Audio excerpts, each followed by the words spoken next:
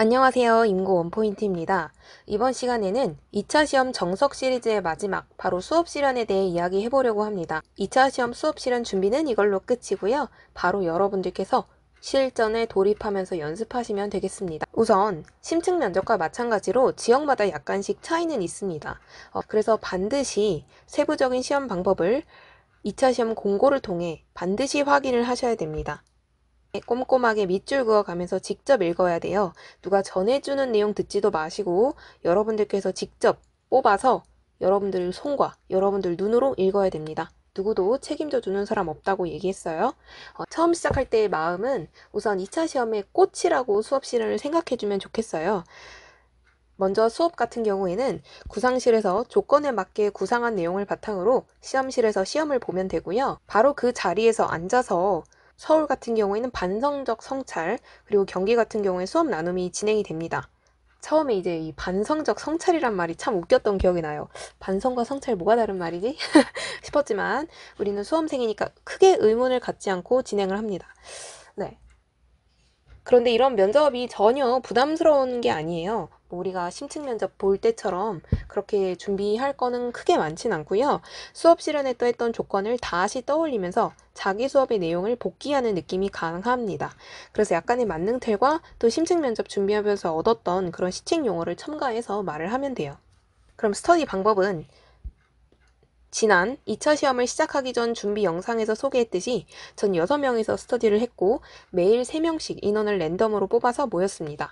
그리고 그 인원끼리 오전에 면접하고 오후에 수업 실현을 했어요. 우선 같은 문제로 다 같이 구상을 합니다. 수업 실현 문제 하나로 우선 구상을 해요.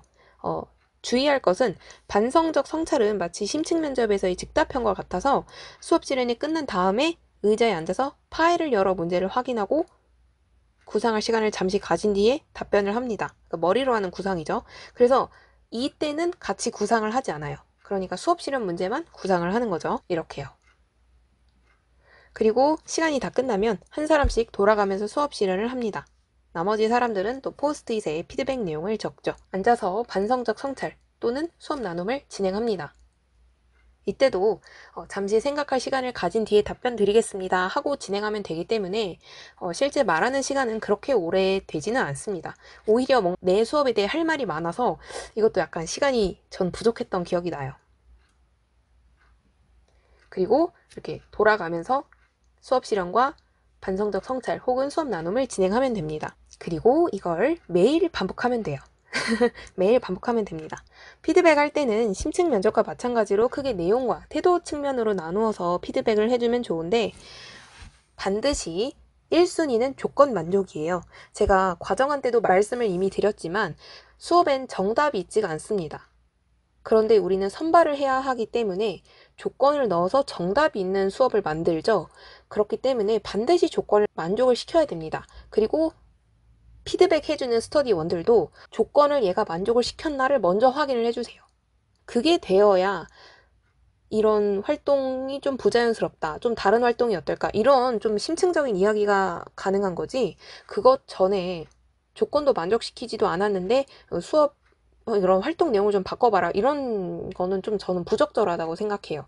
먼저 조건을 만족을 다 시킨 다음에 어느 정도 조건이 일정 수준으로 계속 만족이 된다면 그 다음에 심층적으로 좀 수업 흐름이 자연스러운지 또 구성원 학습 활동들이 학습 목표를 도달하는 데 효과적인지 이런 것들을 논의할 수 있다고 생각해요. 특히 조건화동 같은 경우에는 수업자는 내가 조건화동을 지도했다고 생각했는데 앉아서 보는 사람은 그런 거였어?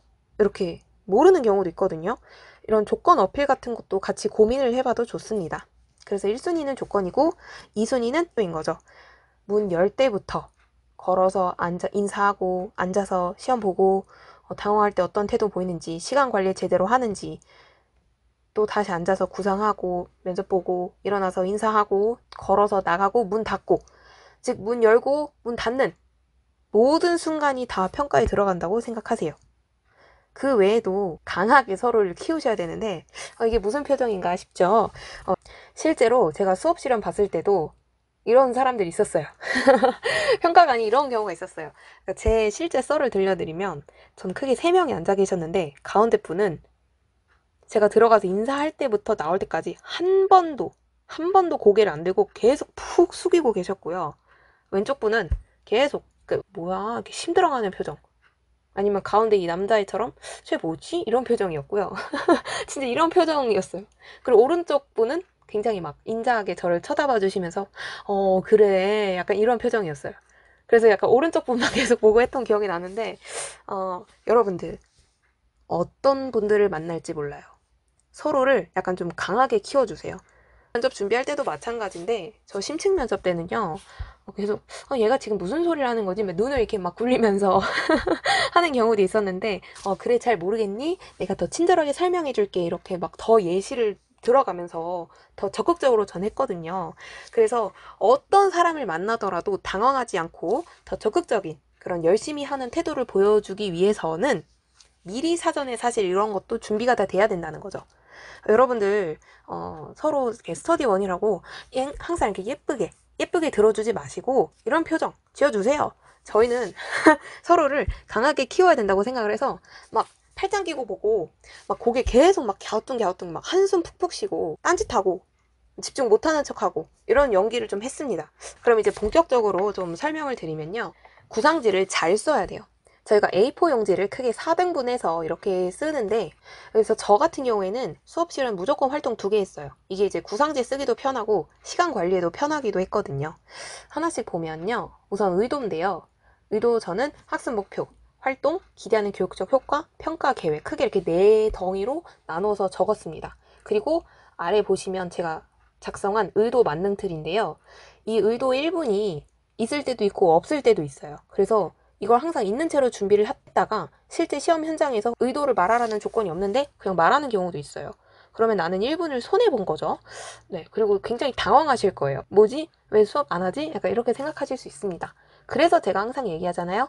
첫째도 조건, 둘째도 조건, 셋째도 조건이다 라고 말한 이유가 다 이겁니다. 그래서 보시면 저는 이렇게 얘기했어요. 제가 준비한 학습 목표는 이것입니다. 이를 달성하기 위해 첫 번째 활동은 이거고 두 번째 활동은 이겁니다. 이를 통해 다음과 같은 교육적 효과를 가져올 수 있습니다. 첫째, 둘째, 셋째. 반드시 이거는 이제 시책과 관련 지어서 조건을 언급을 해야 돼요. 아니면 역량 같은 부분이라든지 교육과정 재구성 이런 내용을 써도 좋습니다. 그리고 특히 조건화동 같은 경우에 이렇게 지도하겠습니다. 평가 계획은 이거 진짜 저 만능이었어요. 저 과정 중심 평가 항상 이걸로 했습니다. 첫 번째 활동과 두 번째 활동 이런 순서는 같기 때문에 하나만 말씀을 드릴게요. 우선 학습 조직 형태를 반드시 언급을 했습니다. 제일 먼저. 첫 번째 활동은 이것입니다. 이것은 모둠 활동입니다. 지금 4명씩 6모둠으로 앉아있으니 그대로 모둠 활동을 진행하면 됩니다. 이렇게 자연스럽게 언급하고 넘어가셔야 돼요. 조건에 학생 수가 24명이다 이렇게 나오는 경우가 있는데 이런 것들을 이렇게 자연스럽게 처리하고 넘어가셔야 됩니다. 간혹 홀수로 나온 경우도 있는데 그럼 이렇게 하시면 돼요. 첫 번째 활동은 이것입니다. 이것은 모둠 활동입니다. 지금 4명씩 5모둠, 3명씩 1모둠으로 앉아있으니 그대로 활동을 진행하면 됩니다. 이렇게 하면 되죠. 그쵸? 그래서 바로 숫자 처리를 하고 넘어가셔야 돼요. 그리고 활동 안내 설명 및 질의응답 같은 경우에 활동 안내를 너무 자세하게 하다 보니까 길게 하는 경우가 있어요. 활동 안내할 때도 활동 안내하겠습니다. 첫째 뭐, 둘째 뭐, 셋째 뭐. 보통 이 3개 안에 끝내세요. 간단하게 하세요. 간결하게. 그러면 내가 좀 더 말을 구체적으로 넣고 싶은데 아니면 조건에서 요구한 걸 넣고 싶은데 말을 못하는 경우가 생길 수밖에 없어요. 왜냐면 활동 안내를 그렇게 하면 되게 길어질 수밖에 없는데 또 간결하게 하다 보니까 못 넣게 되거든요. 그럴 경우에 저는 바로 활동 안내 후 질의응답 시간을 활용했습니다. 쉽게 말해서 활동 안내를 할 때 일부러 애매하게 빈틈을 만들어 놓고 애들끼리 질의응답 하는 식으로 처리를 한 거예요. 예를 들어서 셋째, 모둠원들끼리 토의합니다. 혹시 선생님의 설명에 질문 있는 학생 있습니까? 네, 준원이. 모둠원들과 어떻게 토의하냐고요? 네, 원재. 지난 국어 시간에 한 돌아가며 말하기를 통해 토의하면 좋겠다고 준원이의 질문에 원재가 답을 해주었네요. 이렇게 하면 나중에 반성적 성찰 혹은 수업 나눔에서 할 말이 많아져요. 저는 이걸 항상 질문 있는 교실로 나누고 싶은 점에 꼭 넣었거든요. 이렇게 애매하게 일부러 빈틈을 만들어 놓고 질의응답하는 식으로 해서 조금 더 나는 애들과 상호작용하는 식으로 수업을 구성한다는 걸 보여줬습니다. 이거 굉장히 칭찬 들었던 전략이었어요. 여러분들도 한번 활용을 해보세요. 그리고 제일 중요한 거, 조건아동 지도해야 되죠. 그래서 저는 보통 이런 식으로 했어요. 조건아동이 한 명이에요. 그러면 가운데 자리에서 수업을 하잖아요. 그러면 왼쪽 한 번, 오른쪽 한 번 가줍니다. 왼쪽 한 번 가서 바로 조건아동 지도해요. 문제가 있을 때 이런 것들을 해라 라고 지도를 해주죠. 그리고 오른쪽 가서는 잘하고 있는 애, 아니면 내가 만능으로 준비했던 조건아동, 내가 잘 할 수 있는 그런 조건아동으로 운동을 하는 거예요. 예를 들어서 왼쪽에는 뭐 자기 주장이 강한 학생이 조건으로 나왔어요. 그러면 왼쪽 가서는 그 아이 지도하고, 시험에 나온 아이 지도하고, 오른쪽 가서는 내가 만능으로 준비한 다문화, 미켈란젤로 기억하시죠? 저희 최애 미켈란젤로를 지도합니다. 걔가 뭐 잘하고 있는 걸 수도 있고, 아니면 걔가 어려움을 겪을 수도 있고, whatever. 여러분들의 마음이에요. 그래서 항상 2명을 하시되, 한 명은 조건아동, 한 명은 여러분들이 생각했던, 준비했던 만능 아동을 하시면 됩니다. 그리고 반드시 2번째 활동 순회 지도할 때 둘 다 개선이 돼야 돼요. 엄청나게 개선이 돼서 칭찬을 해줘야 돼요. 네. 제발 실제 아이들도 이렇게 됐으면 좋겠네요. 얼마나 그리운지 모릅니다, 이때가. 제가 아래 또 링크에 걸어뒀어요. 네이버 카페 초등인고 원포인트 들어가셔서 다운받으셔도 되고, 아래 링크 들어가셔서 바로 사이트 들어가셔서 다운받으셔도 됩니다. 그래서 순회 지도할 때 피드백을 오른쪽에 다 만능으로 정리를 해놓은 거고요. 그리고 이거는 좀 뭔가 피드백의 유형별로 정리를 해놓은 거예요. 그리고 이제 발표를 시킬 때 발표 내용은 강론 내용 진짜 한 2개 정도만 얘기해도 돼요. 충분해요. 간혹 이런 경우가 있어요. 수업 실현을 준비를 하는데 강론 내용을 다시 공부해야 되나요? 이렇게 질문하는 수험생분들이 계신데, 저는 1차 시험을 진짜 열심히 하셨다면 안 봐도 된다고 생각합니다. 보통 2차 시험에서는 강론 내용을 물어보는 게 주가 절대 아니에요. 그런 거는 1차 시험 때 다 이미 시험을 봤다고 생각을 해요. 2차 시험 때는 그걸 가지고 네가 어떻게 전개를 해나가냐가 포인트이기 때문에, 여기서 강론 공부를 하는 건 좀 포인트가 빗나간 겁니다. 그래서 이 4번 발표시킬 때 발표 내용 같은 경우에 딱 핵심 발문 한두 개. 그래서 첫 번째 활동할 때 하나, 두 번째 활동할 때 하나, 총 2개 정도 썼어요. 저는 강론 내용 많이 넣지도 않았습니다. 근데 이제 강론 내용에 너무 막 심취해서 이걸 길게 하시는 경우가 있는데, 그거 뽐내는 걸 들으려고 평가관들이 앉아있는 게 아닙니다. 그래서 이거를 간단하게 하고 넘어가셔야 돼요. 이런 것들을 어떻게 처리하는지에 중점을 두셔야 됩니다.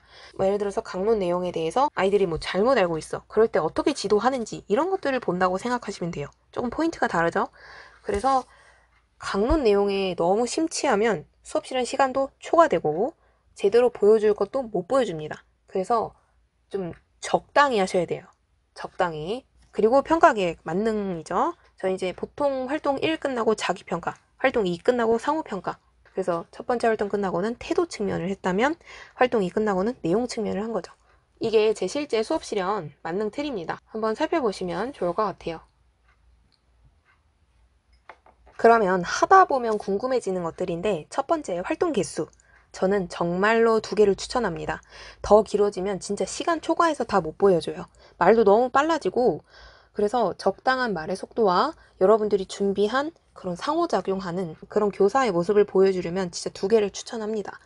아까 말씀드렸던 구상지 적을 때도 훨씬 편하고요. 조건 아동이나 피드백 준비하는 게 어렵다면 아까 보여드렸던 저희 만능 피드백 틀, 조건 아동 틀을 참고하세요. 그냥 솔직히 외우셔야 돼요. 제가 외우라는 말 하는 거 별로 안 좋아하는데, 그러니까 외워놔야 돼요. 그래야 여러분들이 준비하는 카드가 많아요. 그래서 어떤 게 와도 이렇게 휙휙 던지면서 받아라, 받아라 이렇게 하면서 수업질을 할 수가 있거든요. 카드를 많이 갖고 있어야 유연하게 대처할 수가 있어요.